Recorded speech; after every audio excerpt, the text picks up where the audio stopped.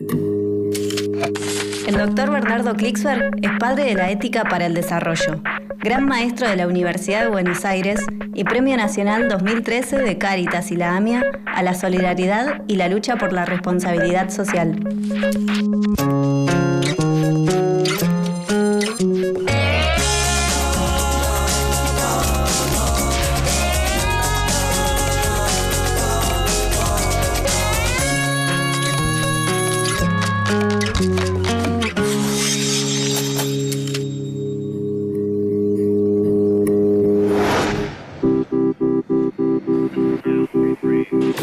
El siglo XXI es un siglo donde todo el desarrollo del ser humano está basado en la educación.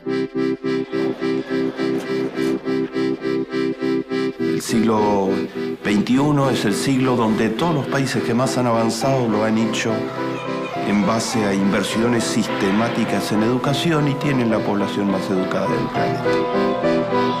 El siglo XXI es donde ser alguien que no terminó el colegio secundario es necesariamente la posibilidad de vivir toda la vida en la pobreza, porque sin colegio secundario no hay acceso ninguno al mercado de trabajo formal. Por lo pronto, el debate sobre la educación está surcado de lo que yo llamo falacias. ¿Cómo se hace para que todos los seres humanos tengan acceso a este bien que es el bien más preciado del siglo XXI? ¿Cómo se hace para democratizar realmente el acceso a la educación?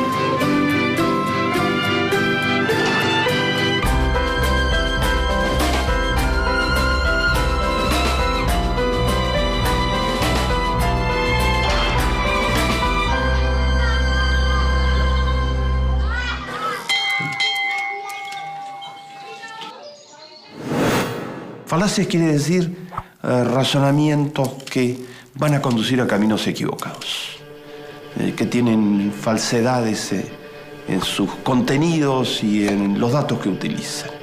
Son muy usuales en el debate sobre educación en América Latina. La primera de las falacias, muy importante, es razonar sobre educación solamente en términos de un recurso económico muy valioso. Es un recurso económico totalmente estratégico. Pero sobre todo, la educación es un fin en sí mismo. No es un medio para hacer otras cosas. Junto a ser un medio para desarrollar la tecnología, la competitividad, el progreso económico, es un fin en sí mismo. El ser humano crece, florece, se convierte en un ser humano mucho más pleno cuando moviliza sus potencialidades a través de la educación.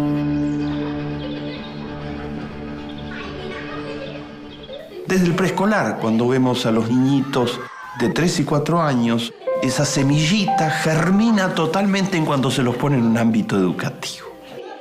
Reciben aprendizajes que movilizan sus potencialidades y reciben algo fundamental, que es la interacción con los otros chicos de la misma edad, que en un ambiente educativo sano y puesto realmente al servicio de ellos, los convierte de semillitas rápidamente en arbolitos y en flores hermosas. Lo mismo sucede en la universidad. Los jóvenes entran en la universidad en muchos casos con déficits de conocimientos muy importantes en las universidades latinoamericanas y en ese ámbito se desarrollan como personas. La educación es un fin en sí mismo.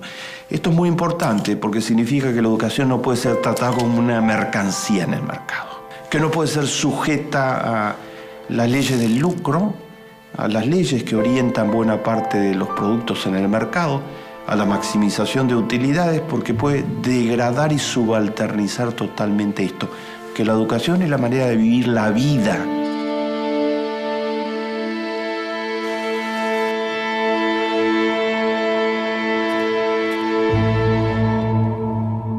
Segunda falacia es la de analizar los problemas educativos sin tener en cuenta el contexto económico-social. Por ejemplo, se señala, en América Latina hay un 50% de chicos que no terminan el colegio secundario. Si el señalamiento lo dejamos allí, pareciera que estos chicos no terminaron el colegio secundario porque son chicos que no quieren estudiar, que no tienen suficiente voluntad, que decidieron no estudiar y tratar de conseguir trabajo, que la responsabilidad es de ellos. Y cuando se analiza a fondo, no funciona así.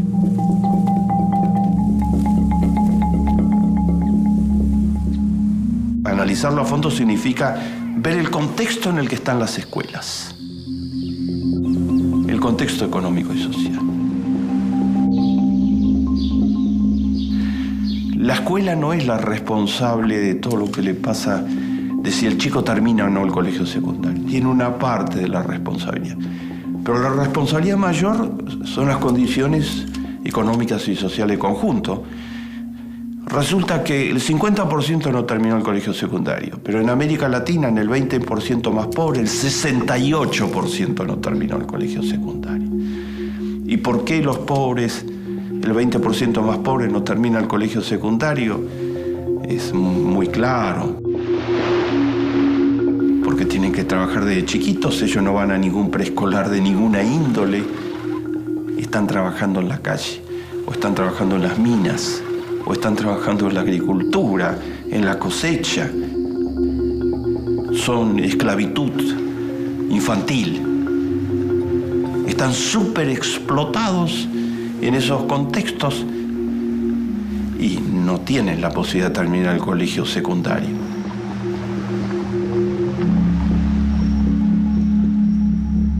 No tiene nada que ver con la escuela, ni con los maestros, ni con ellos.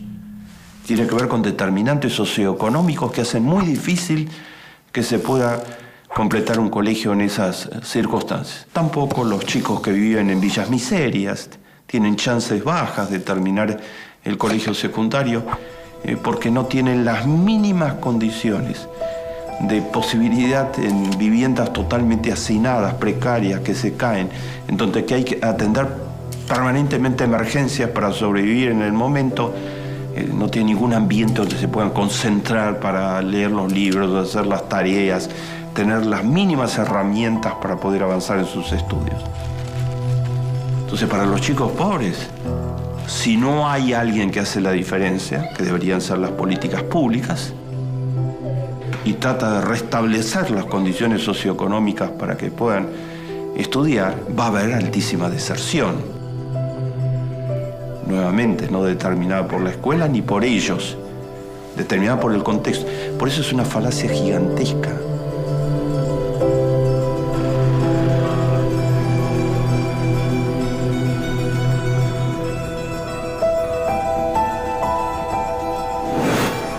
Dar los datos y decir 50% de desertores, o la escuela argentina o la brasilera, tienen muchos desertores, como que la culpa fuera del sistema educativo, la culpa es del sistema, de todo el sistema socioeconómico.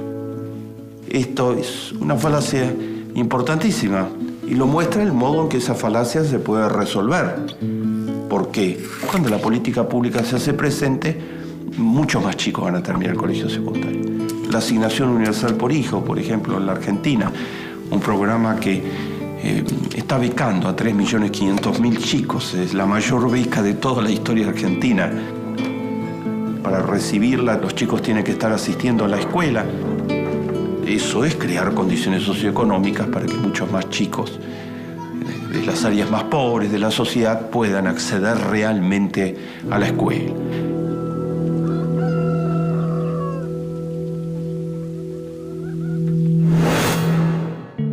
Se dice con facilidad, tercera falacia por parte de estos sectores, hay mucha plata para educación. El problema es que se gasta mal, que se utiliza mal. Y es entrador este eslogan, ¿no? Hay mucha plata, pero se gasta mal. Pero no tiene nada que ver con la realidad. Es un eslogan de propaganda nada más. No hay mucha plata para educación. En América Latina, aproximadamente menos del 5% del Producto Bruto se destina a educación en toda la región. En Perú es menos del 2%, en República Dominicana es menos del 2%, en Chile es el 4,4%. La UNESCO dice que el mínimo debería ser el 6% para educación. 6%. Entonces hay mucha menos plata de la que es necesaria para tratar efectivamente de mejorar la educación, que se tiene que utilizar con la máxima eficiencia desde ya. Todo dinero contribuido por la sociedad, del sector público, desde ya en educación, tiene que ser utilizado con la máxima eficiencia. Adjetivo calificativo y yo le dicto cuál es. Pero el dinero que hay no alcanza. La prueba evidente en toda América Latina son los salarios de los maestros, ¿no? ¿Pero qué más tiene Remigio? ¿Todo el campo? Son de los maestros peor pagados de todo el planeta Tierra, los maestros latinoamericanos. Y una razón central es que no hay mucha plata para educación.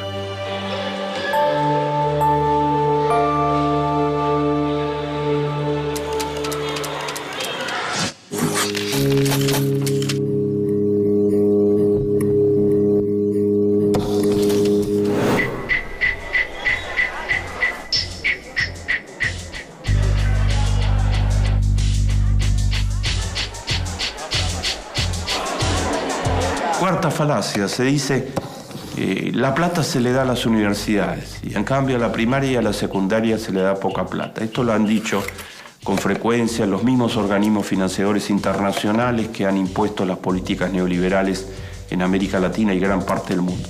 Entonces le han aconsejado a los países, en lugar de pedirnos que les demos préstamos para educación, ustedes lo que tienen que hacer es sacar de las universidades y dar más a la primaria y a la secundaria. Parece que el slogan tiene algo que ver con la realidad, no tiene nada que ver con la realidad. Es pura demagogia, es pura propaganda falsa. ¿A qué país en el mundo se le va a ocurrir sacar dinero de las universidades en el siglo XXI, donde todo el avance científico-tecnológico está basado en las universidades? Y en América Latina, las universidades es donde se produce más del 80% de toda la investigación científico-tecnológica de este continente, particularmente en las universidades públicas. Entonces, ¿qué consejo nos están dando? Que descapitalicemos las universidades que tienen recursos muy limitados, por otra parte, para dárselo a la primaria y a la secundaria.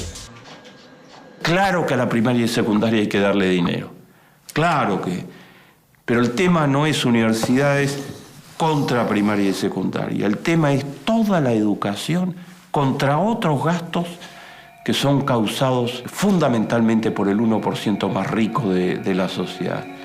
Es reducir los consumos suntuarios, es reducir los depósitos en los paraísos fiscales. No es sacarle a las universidades versus ponerle la primaria y la secundaria. Es invertir más en todo el sistema educativo en su conjunto.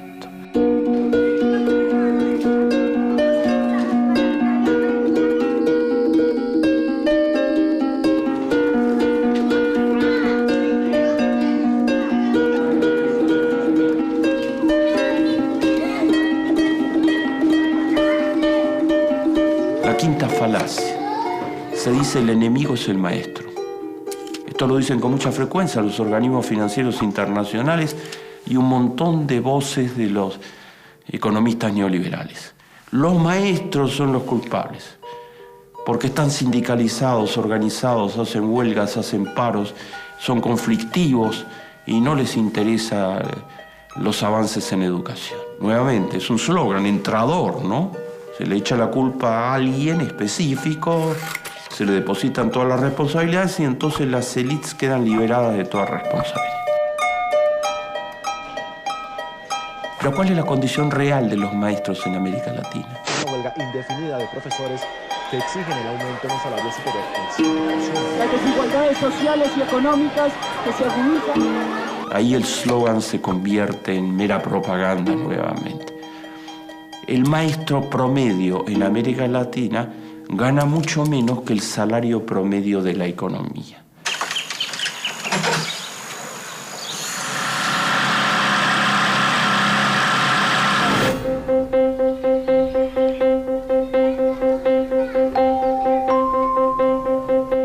En Corea del Sur, en Finlandia, que encabezan las tablas de rendimiento educativo a nivel mundial,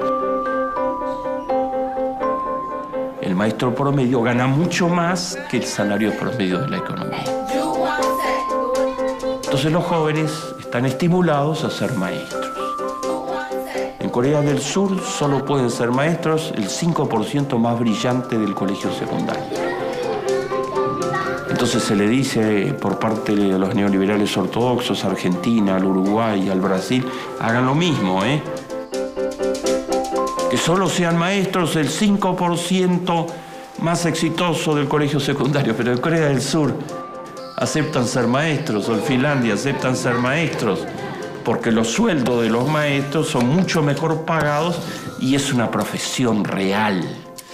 Tienen todas las posibilidades de desarrollarse, de aprendizaje, de becas sistemáticas, de perfeccionarse en los mejores lugares.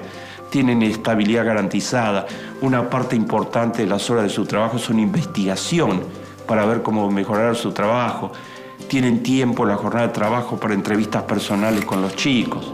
Nada que ver con el aula de escuelas latinoamericanas, donde según los estudios de la UNESCO, 1 de cada 3 maestros de escuela primaria en América Latina tiene otros trabajos. Junto al trabajo de maestros hacen otros trabajos porque si no, no pueden llegar al fin de mes, no tienen los ingresos mínimos para sobrevivir. Además, la ocupación de maestro ha sido desvalorizada totalmente por esta exaltación total de todo aquello que signifique ganar mucho dinero como meta única de la vida. De los maestros de Sarmiento, donde la propuesta del padre de la educación argentina fue jerarquicemos a los maestros. Tratemos de tener los mejores maestros. A los maestros actuales, donde con los sueldos irrisorios, con el maltrato, con la permanente focalización en el maestro como que él es la dificultad, como que es el obstáculo, se los desvaloriza. ¿Qué quieren? ¿Que los maestros no protesten? ¿Quién recuerda? Que no haya conflictos. Claro, es la reacción natural frente a una ocupación estratégica para la sociedad, que significa un compromiso personal muy fuerte. Estar al frente del aula es un compromiso personal directo con el cuerpo, con el corazón, con la mente, etcétera, que es totalmente desvalorizada por la sociedad. Muy buenos días, estamos en la FM 100.3 creciendo. Los cronopios, las chicas de tercero. Muy buenos días. ¿Quién va a leer primero? Yo. El árbol que conozco, en el árbol de mi casa no vive gente. Les he mostrado cómo buena parte del debate, mediado por medios que tienen muchas afinidades con los pensamientos económicos del neoliberalismo dogmático, es sobre falacias que no van a conducir a ninguna solución, ¿no? Convertir a la educación en una mercancía en lugar de verla como un fin último. Sacar a la escuela del contexto y sugerir que los chicos desertores son chicos irresponsables simplemente, o que no quieren estudiar, en lugar de poner el contexto de miseria, de pobreza, que les coloca todo tipo de dificultades. Decir que hay muchos recursos cuando no hay los suficientes recursos. Decir que se gasta demasiado en las universidades y poco en primaria y secundaria cuando el tema es totalmente distinto en la realidad. O echarle la culpa a los maestros. Son todas coartadas para no hacer lo que hay que hacer, ¿no? Para buscar otros responsables afuera de los sectores de poder más importantes de las sociedades, que en definitiva no tienen mucho interés en que la mayoría de la población se eduque con educación de buena calidad. Santiago, 11 de septiembre de 1973.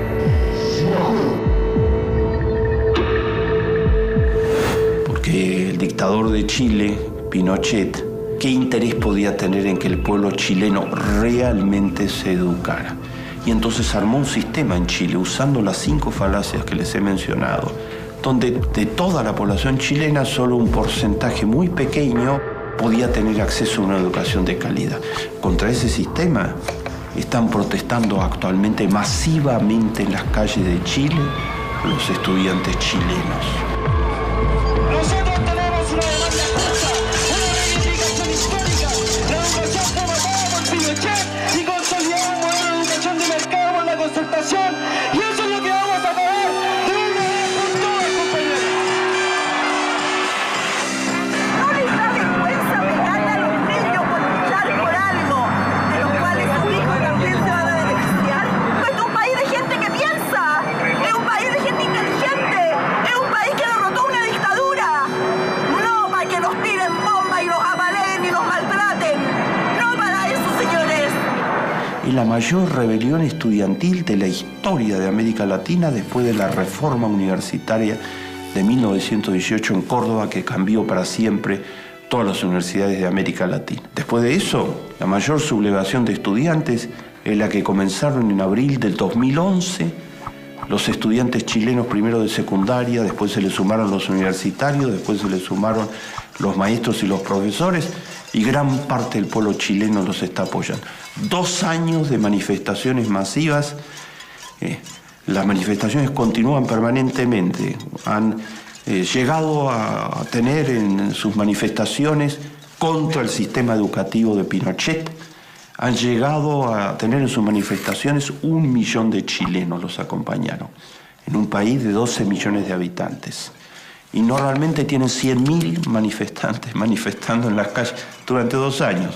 Han derribado 3 ministros de educación del actual gobierno chileno y han virtualmente desgastado totalmente a la presidencia actual de Chile, haciendo bajar su popularidad. ¿Qué quieren estos estudiantes chilenos? Todos juntos están protestando. ¿Qué quieren los estudiantes chilenos? ¡Atención, estudiantes de Chile! En la recuperación de la educación pública, democrática, gratuita y de calidad.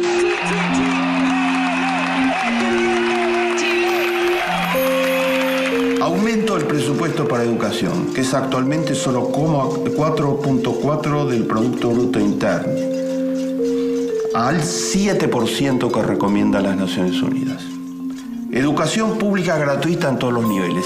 Subsidiar solo la educación sin fines de lucro, no como actualmente las escuelas que son empresas privadas. Creación de una universidad intercultural que permita que los estudiantes mapuches, hijos de los indígenas, puedan estudiar. Hoy día estamos aquí para demostrarle al gobierno de que está todo Chile luchando. Estudiantes traviesos. No, ellos son los que saben lo que hay que hacer. Ellos le están diciendo a toda la sociedad chilena, y por eso los está acompañando masivamente, qué es lo que hay que hacer. Y tenemos que mirarlos a ellos para saber lo que hay que hacer. Es un plan completo de qué es lo que hay que hacer en educación. Mi última falacia. Se dice que Argentina fracasó en educación en los últimos años, y Brasil y Uruguay, porque están mal en la tabla de pizza.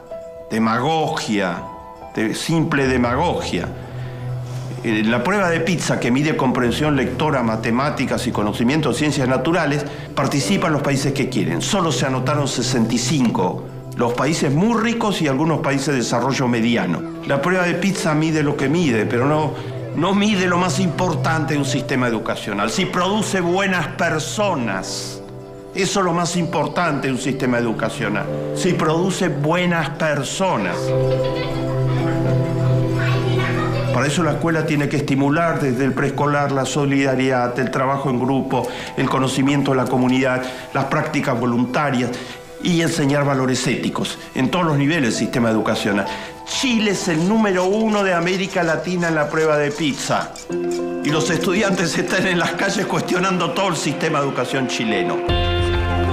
No necesitamos medirnos por la prueba de pizza. Es útil lo que mide, pero necesitamos medirnos por si estamos produciendo buenas personas en la Argentina, en Brasil, en el Uruguay, en Ecuador, en Bolivia.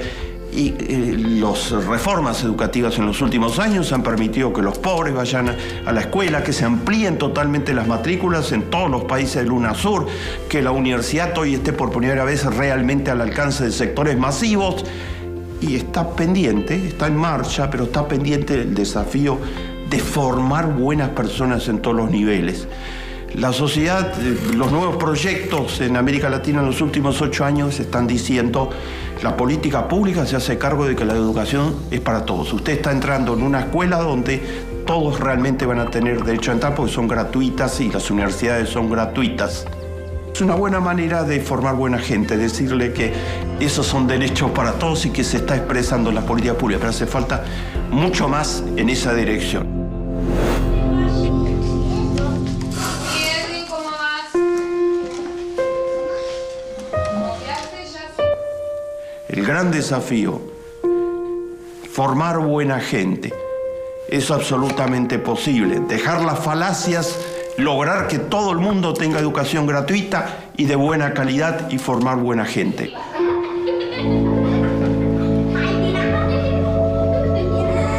Más vale encender una vela que maldecir a la oscuridad.